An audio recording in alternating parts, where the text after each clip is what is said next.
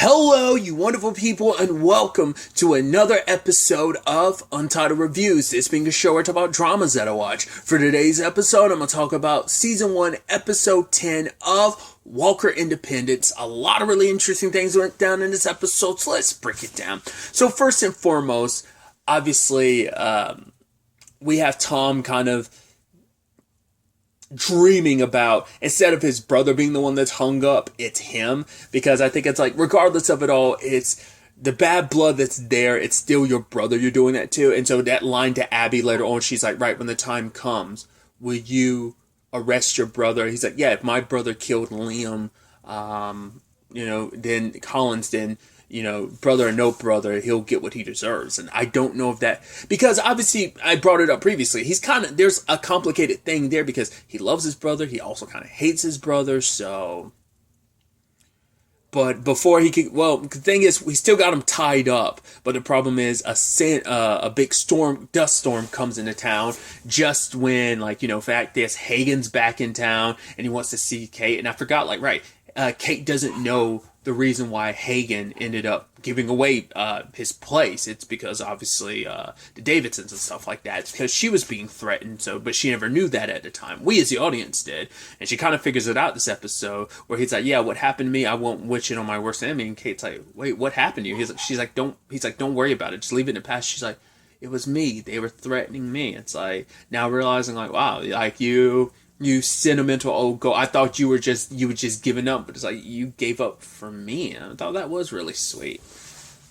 But so many different storylines kind of happening over with this dust storm, all kind of getting locked down because of a storm. Causes all kinds of complications. There's a show, The Republic of Sarah. There's a snowstorm situation that caused quite a few problems. So it's kind of a similar thing in that regard. Well, for one, let's start off with Abby and Tom. They're kind of locked in together, and I'm like, oh, you guys spending time together is going to be awkward, especially because Abby's at the point that she doesn't believe he's the one responsible for killing her husband anymore. It's like, it looks like it might be Shane, it could be him, it's actually his gun that matches the bullet and stuff like that, but it's also, Kate brought up a very important thing that I think Abby kind of let slip her mind. Regardless of whether or not Tom killed Liam, he's still a Davidsons, and the Davidsons are still up to some shady, very bad stuff. Can't get, but I think a lot of those lines and wires got crossed for Abby in this episode, because now that she doesn't see, because all she ever saw at Tom was the man who murdered her husband, and now that's kind of, that veil's been lifted a little bit, all that hatred towards him is shifted, because I think it's right, she's starting to see a different side of him, that maybe he's not the monster she thought he was, aside, because it's right, she held so much against him, every word, everything he said, everything he did, simply because she's like, I know you killed my husband. Now all that's in doubt. She doesn't know what to really believe, or doesn't really know, especially because she's leaning more towards thinking it was Shane, which it seems like it might have been. When he ended up telling her this story when he was younger, why he doesn't get out to the water much despite growing up where he did, or living where he did, and it's because his brother accused him of stealing his candy at one point in time and pushed him out in the water, but he can't swim. Eventually his dad saved him and then beat him for stealing from his brother, but it's I never touched his candy because it was black licorice and I don't like this stuff. So I'm sure that's why he probably doesn't have the best feelings near large bodies of water, but also probably associates that same thing with black licorice too. But once again, it's just I think that kind of leans into some of the notions I brought up last episode, where I do believe his brother is kind of more of the golden child to some extent. The fact is, I think that memory in particular is kind of very exemplary of just, once again, him being the black sheep of the family. So why he's going so above and beyond to prove himself, not only to himself, to the rest of the family, but more so than anyone, prove it to his dad, who's always kind of looked at him as kind of a failure, kind of like he was broken, like he was messed up, Then there's also the whole aspect of that lady that ended up spending the storm with them. Especially later on, she's talking about what Hagen's mean to her late husband and everything. And I think all that, considering, in conjunction with everything else that Abby was kind of like thinking and feeling and just kind of getting caught up in the moment. Once again, just seeing a more sentimental side to him that ultimately led to them. Well, at first I was like, is this going to happen? I was like, that's going to be weird. That's going to be awkward. But I mean, I guess it's almost like, once again, that playing into that history repeating itself. Because, hey, there was Cordell, and then there was Denise when they were younger, and now there's Colton and Stella. And, I don't know if there's anything necessarily that's going to come about because of Abby and Tom, but who knows. But initially, nothing did happen because Tom pulled himself away. So it's like, oh, I guess this isn't going to happen. And then later on, they shack up anyway. And you're just like, oh boy, that's going to complicate things, especially because everyone's working to take down the Davidsons. And here you are sleeping with the enemy, especially the guy that you once upon a time was so certain was the person that killed your husband. And now you're telling me, oh, he's not the one that killed your husband. And now you're sleeping with him. It's just, that's all complicated. And obviously her and Kate settling on all the best of terms. They were friends at one point in time, but I think this is all kind of complicated things now. And now Kate's, jumping ahead at the end, walking in on that, being like, oh, I guess I have lost my roommate now, so that's just going to sully that a little bit more. And that's going to complicate the relationship with everyone else, especially Hoyt and Gus, and Callian, or they're all like, oh, it's like, right, they're probably like, they were already kind of keeping her on the outs last episode, because now I think even more so they're going to be like, we can't really trust your objectivity. We thought you were all about this mission. Now we have to question that going forward. So we'll have to wait and see how things kind of turn out on that front. But on the other side of things, at the sidestep, everyone's kind of locked in. Hagen's drinking. They're dealing with that douchebag who's causing issues this episode. He's the one, Lucia goes to him because she owes him money, and obviously things are pretty rough on the ranch. But obviously Hoyt's been away because, well, he was helping out for a while, and then like 2 episodes ago he came back to town and he stayed because he's like, the rancher thing he just needed, because he's not the homebody type necessarily. He's the type to life's out there, adventure. So like, he's not just kind of, he has a hard time staying in one place. I think that, it's kind of like an aspect of his character, always has been. So I think that's also what comes up with the complications with, he wants to be there for the Reyes family. He wants to be there for Lucia, especially after everything, losing your dad, obviously your brother being the one behind your dad's murder. So you have all that. And obviously this guy is threatening Lucia about, how much she owes, and obviously the ranch and all that. So Hoyt and Kate have it in their heads, you know what we're going to do? We're going to take this guy down. He needs to be taken down a peg or two. So they set up this whole con, which includes Hagen, which also includes Lucia.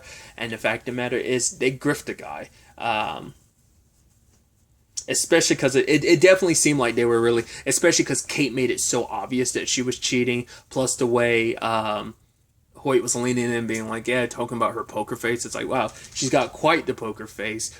The poker face by making it seem like she doesn't have a poker face, that she's that much of an amateur with all this. I even love that Hoyt had to strip down, and he's like, wow, that's pretty forward even for you, which Kate was like, not even. That could never happen. It was like, we just got to make sure you're not cheating.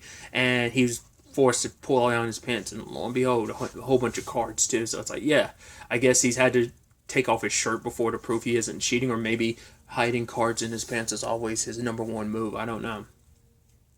But, tricked the guy into going all in, because Lucia bet the ranch, and he bet, the sidestep, and ended up losing it all. So, once again, they swindled him, and he walked away defeated. And he was feeling himself. He was acting all smug and everything, and for him to kind of be finally put in this place felt good, felt nice. And I love that Lucia ends up putting Hoyt in charge of the sidestep, and he's like, am I supposed to call you boss now? She's like, yeah, but only in the bedroom. So there's that. And obviously Hagen and Kate going their separate ways again. But for him, he's telling, because she's like, oh, maybe I could go to London with you. He's like, stop trying to like outrun yourself. At some point in time, you got to kind of stop running, and this is the best time. So kind of stay here. at least if you stay here, at least some lifeblood of what Hagen's has been will continue to be here, because I know you'll kind of carry on that torch. So I thought that was kind of nice. Uh,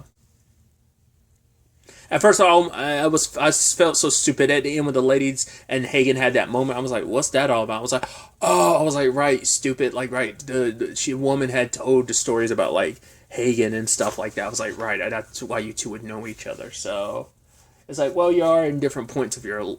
So I'd have to go back because it's been a little bit between like the first half of recording and this, so I don't remember if there was something else in those stories she was telling that I just didn't glom onto like I should. I don't remember as much right now. So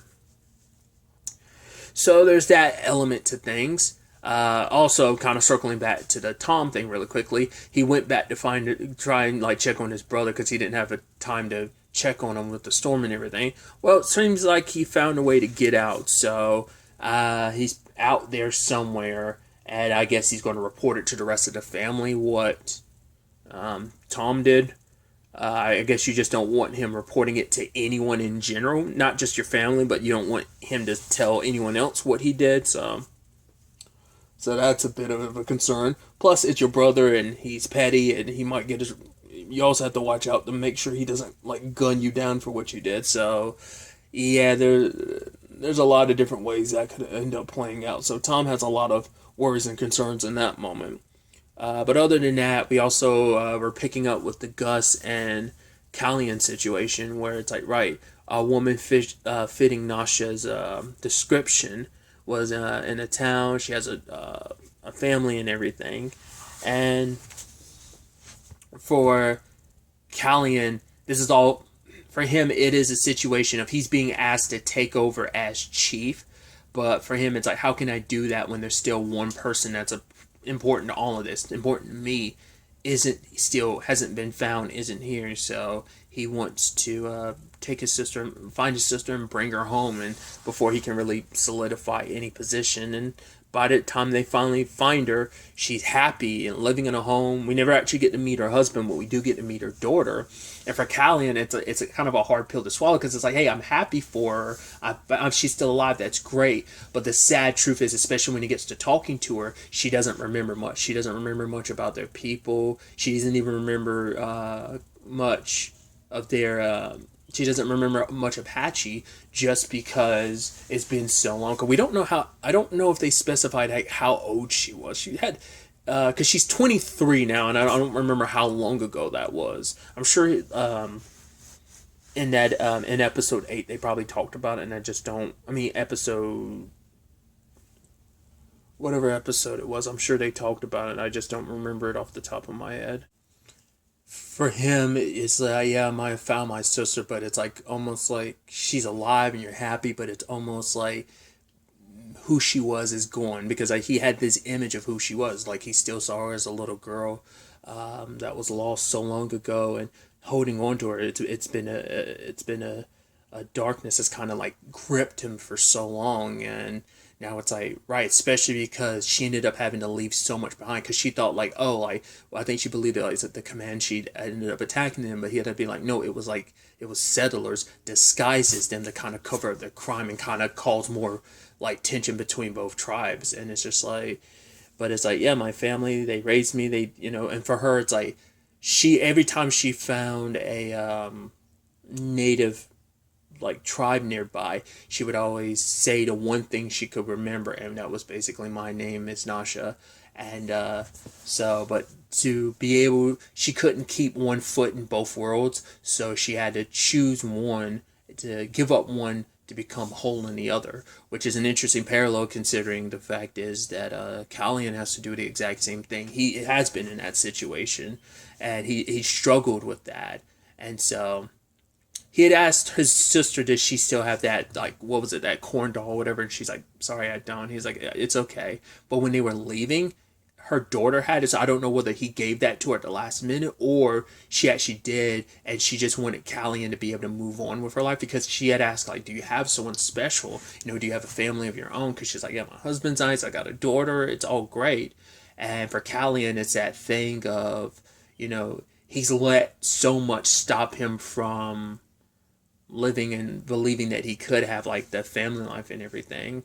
And before the choice could even really be fully made that he can make it himself, it ends up being made for him when he returns, and it turns out the elders ended up picking a different chief, and that chief wants to go to war with the railroad. But it's like, yeah, like going armed with what we have, it's not enough, because he was already warned an episode 2 ago about that. Like, yeah, like you need to find allies, which he has to. The previous chief had told him, like, right, you have a very unique position to be in, and you could convince the town to back us when it comes to all of this. That you can get help that could end up being the thing that kind of changes the tide for us. But we'll have to wait and see how that ultimately ends up playing out.